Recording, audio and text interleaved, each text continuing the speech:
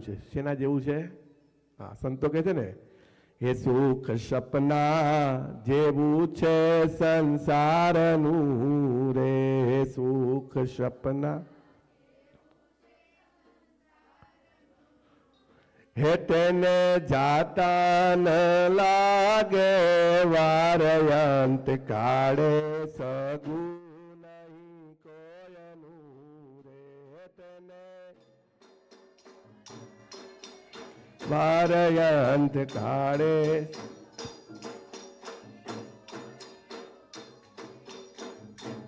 સુખ એટલે આ સંસાર, આપણે જન્મથી મૃત્યુ સુધી જે વચ્ચે ચાલવાનું છે બધું શું કહેવાય? હે, સંસાર કહેવાય. આ સંસારને સ્વપ્ન કીધું. શું કીધું? હા, એ જન્મ થયો, મોટા થયા, ભણ્યા, પૈણ્યા, છોકરા છે, નોકરી છે, વડીલ થયા, છોકરાના છોકરા થયા, એના લગ્ન થયા, ધીરે ધીરે અવસ્થા ડાઉન થઈ, ધીરે ધીરે શરીર હાથમાંથી ગયું, એક દાડો સપનું પૂરું.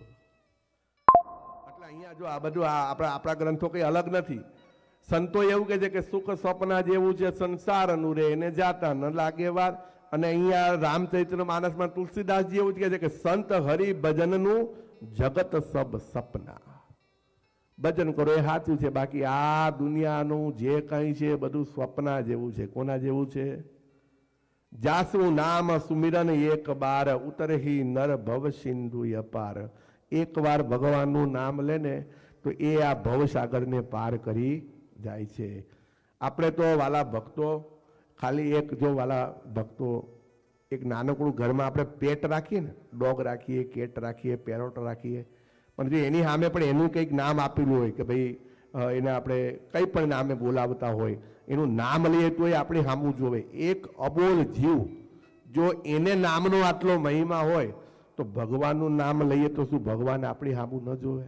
હે, ઠાકોરજીને યાદ કરી ગમે તેવી તકલીફમાં હોય, આપણા દુઃખમાં નહીં, બીજાના દુઃખમાં આપણે કદાચ ભગવાનને કહીએ કે ભગવાન આ જીવને આટલું દુઃખ આપ્યું છે, ભગવાન એની રક્ષા કરજો, તો ભગવાન એની રક્ષા કરે છે. પુરુષોત્તમ પ્રકાશમાં ભગવાને અનેક જીવના ઉદ્ધાર માટેના ઉપાયો બતાવ્યા છે.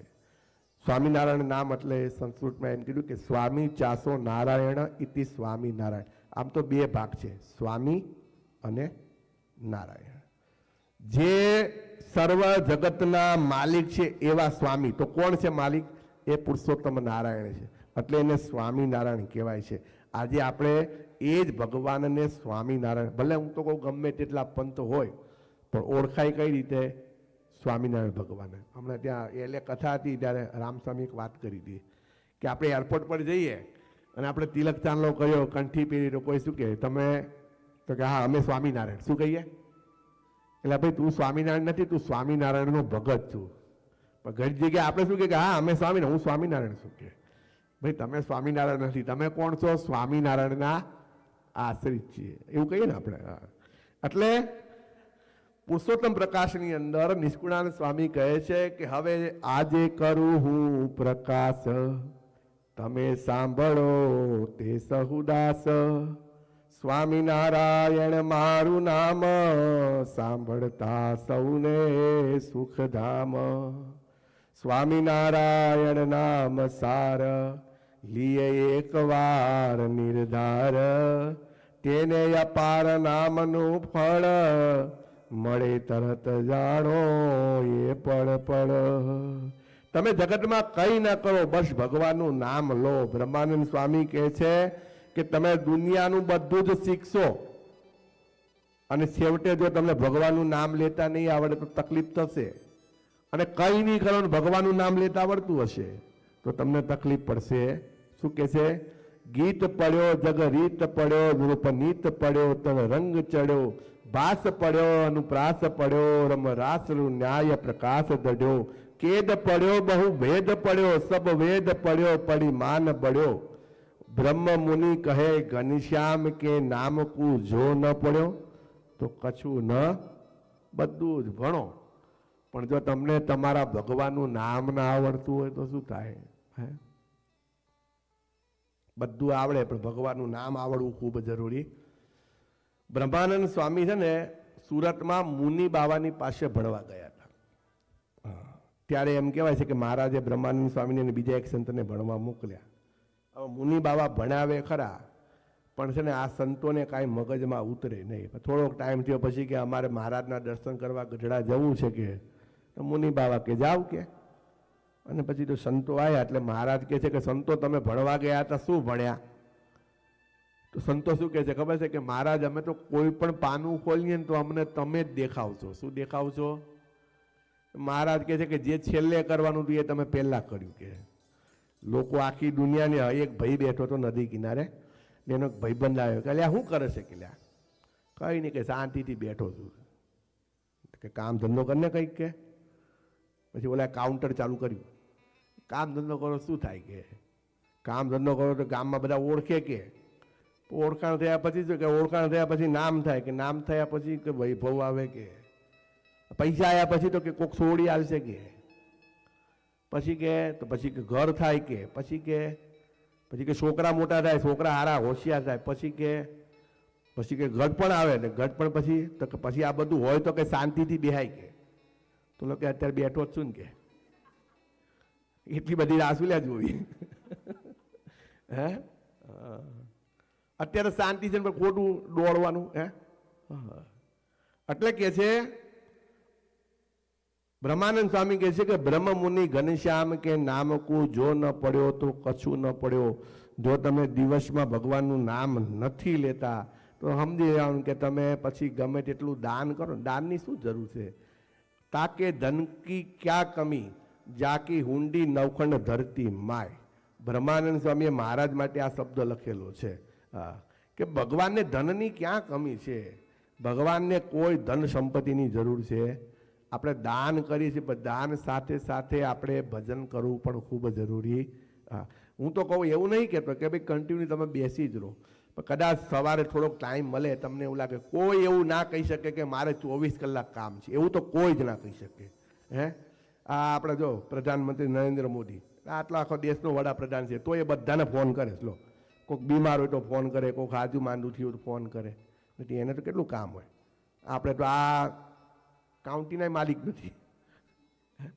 કદાચ આજુબાજુ વાળા ઓળખતા હોય તોય આપણે કહે કે સ્વામી ટાઈમ નથી. તો એ આ બધું ચાલશે નહીં ચાલે તમારું તોફાન. હે બધા આળસમાં દિવસો વીતી જશે. પછી કોણ આવશે? ભજન તો કર્યું નથી, પછી ઓછી તું યમનું ભજન કર્યું તો ભગવાન આવે, પણ કંઈ કર્યું જ ના હોય તો કોણ આવે? હે ખાલી પરીક્ષાના દિવસે હારી રેલોન્સની પેન લઈને, હારી નોટબુક લઈને પહોંચી જવાથી પાસ થવાતું? કંઈ થોડું વાંચવું પડે. પછી એમ કહેવાય છે કે જો તમે ભગવાનનું નામ નહીં લો તો કંઈ કામનું નથી. એક ગુણાતીતાનંદ સ્વામીની વાતોમાં એક વાત આવે છે.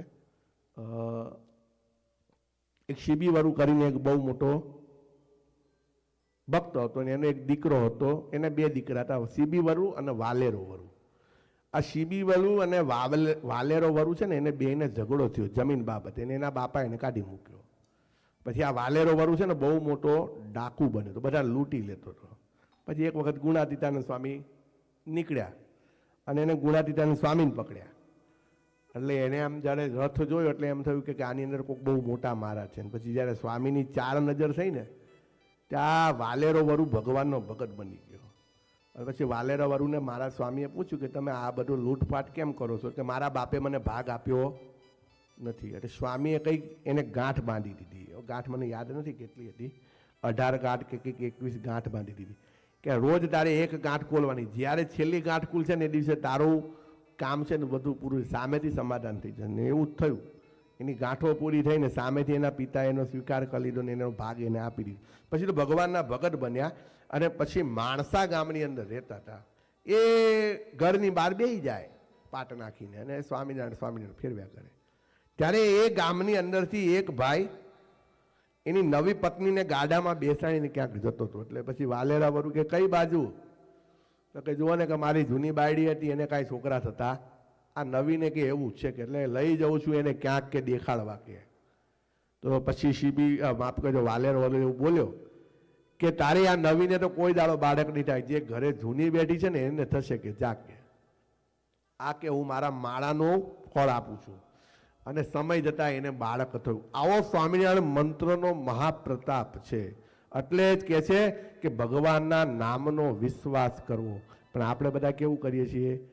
નામ તણો વિશ્વાસ ન આવે ને ઊંડું ને ઊંડું શોધે રે જાનવી તીરે તરંગતાજીને પછી તટમાં જઈને કૂપ ખોદે રે એનો સંગ સિદ્ધ કરી. નરસિંહ મહેતાનું છે, પણ એ નરસિંહ મહેતા નહીં, ઓલા નહીં, જુનાગઢ વાળા નહીં, આ જુનાગઢના જ પણ સ્વામિનારાયણ સંપ્રદાયના નરસિંહ મહેતા. એ શું કહે છે કે નામ તણો વિશ્વાસ ન આવે ઊંડું ને ઊંડું શોધે રે જાનવી તીરે તરંગ તજીને.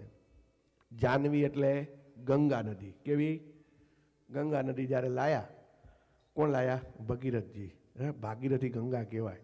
વચ્ચે જહુ ઋષિ આયા અને જ્યારે ગંગાનો પ્રવાહ, ગંગા છે ને જુઓ સંતોના સમાગમમાં આવીને પછી એ નિર્મળ થઈ. જ્યાં સુધી સંતોના સમાગમમાં ના આવીને ત્યાં સુધી ગંગા છે ને ઉદ્ધત હતી. કેવી હતી? જ્યારે એને આવવાનું હતું ને ત્યારે એને અભિમાન આવ્યું કે હું આવું ખરી ધરતીમાં, કે મને ઝીલે કોણ, કે મારો પ્રવાહ કેટલો તેજ છે. કે પછી ભગવાન શંકર ભોળાનાથ કીધું કે આવતી રે. એક જ લટ ખોલી. કેટલી? એક જ. અને ગંગા જેવી પડી એવી તો આમ સીધી બાપુએ ગાંઠ બાંધી દીધી. અને ઓલી તો અંદર એવી મૂંઝાય નીકળી જ ન હકે. પછી ઓલા ભગીરથજી કે પ્રભુ મારી 4 પેઢી જતી રહી, તમે કંઈક દયા કરો, આને છૂટી મૂકો. એક જ પોતાના માથાના કેસાવાડીમાંથી એક જ લટ ખોલી છે ને એમાંથી આ ગંગાનો પ્રવાહ છે. અને એ ગંગા નદી પછી જ્યારે ભગીરથની પાછળ પાછળ ચાલી ત્યાં જહુ ઋષિ બેઠા હતા, ત્યાં પછી ગંગા નદીને અભિમાન હતું. એટલે શું કીધું? એ બાબા ગોજાની રતાણી જઈશ, કે મારો વેગ બહુ છે. કે જહુ ઋષિ કે આટલું બધું અભિમાન? કે આમ કરીને આચમની કરીને પી ગયા.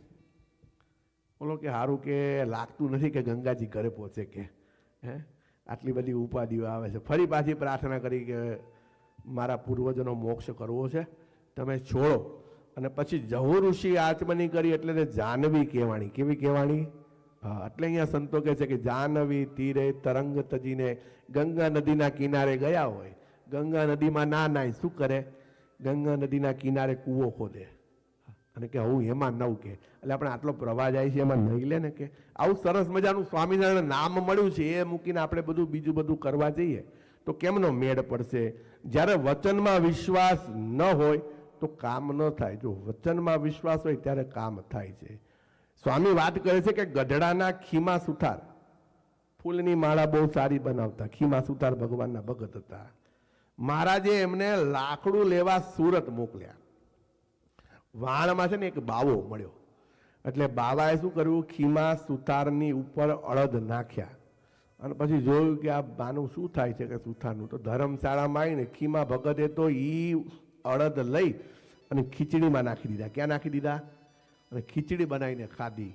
એટલે પેલો કહે છે કે તારી જોડે આટલું બધું બળ કોનું છે? તો કે મારી જોડે સ્વામિનારાયણનું બળ છે. કોનું છે? આવીને આવી કથા છે ને આપણે માણસા મંદિરની છે, જો કોઈને ખબર હોય તો. માણસા મંદિર મહાભુવાનંદ સ્વામીએ બનાવેલું. કોને બનાવેલું ખબર છે? નથી ખબર, હું કહું.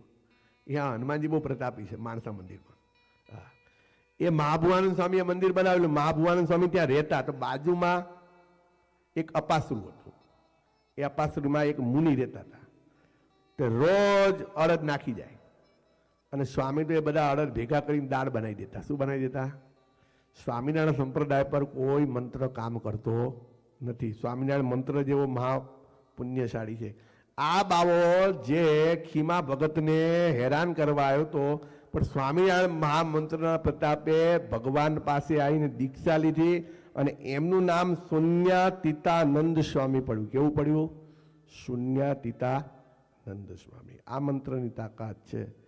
મંત્ર તો બહુ છે, મહા મંગલકારી. કથા હજી બહુ છે લગભગ, પણ હવે અહીંયા 6:30 વાગ્યા, તમારા મોઢે 12 વાગ્યા છે. એટલે